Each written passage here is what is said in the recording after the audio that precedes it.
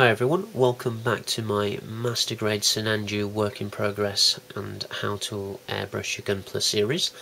And this is really just a direct continuation of the last part I made. So yeah, I'll go straight into it really. If you want to look at the previous parts, then I'll have links in the description, and indeed if you want to have a look on my channel page, then there's a playlist here which will contain the rest of the parts. So we'll go straight into this next part, and hopefully it'll make sense if you've seen the previous parts. So with the post shading and the fiery red orange, you really don't need a lot. You just put very little in, and you want very little pressure, and all you're after is a very faint dusting, and as long as you can draw a fine line like that, then you're okay.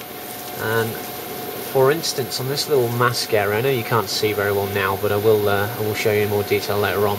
But I've already done the black pre-shading at the bottom for a shadow effect. Well, what I'm going to do is just give this a quick blast of the fiery orange from the top, just to give it a kind of what they call like a lighting effect, a kind of zenithal lighting. If you've ever been paying attention to Games Workshop modelling videos, but it's quite subtle. I'm just going to stick it in from the top, and it just gives it an extra kind of gradation, if you will. You really can't see it very well, but I know it's there and I can see it. So that's the idea behind the post shading. You don't always have to do lighting effects. You can just go for things like this, where I'm now just going to colour a very light layer just right on top of where the lights would hit in between the red areas, really, just to give it an extra highlight, an extra depth of colour.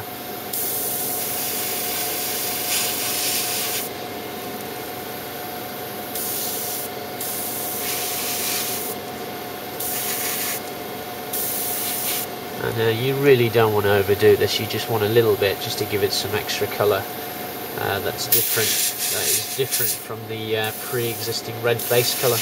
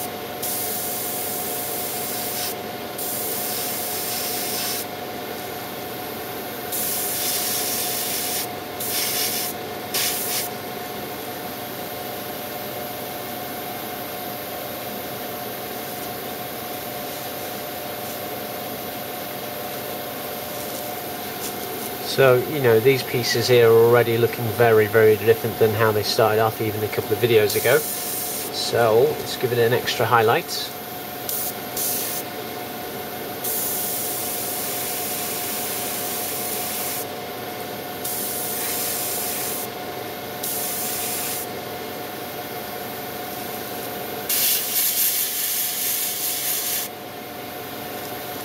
And that is all it needs, really.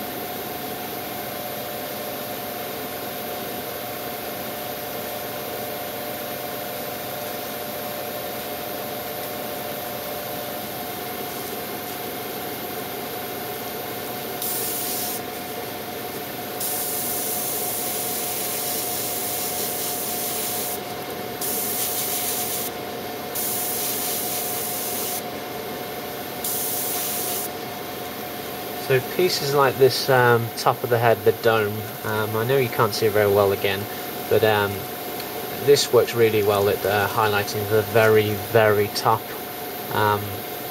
sort of, you know, this sort of dome area. You know, this, you can really see the difference in colours, and I'll show you that in more detail in the next section of the video.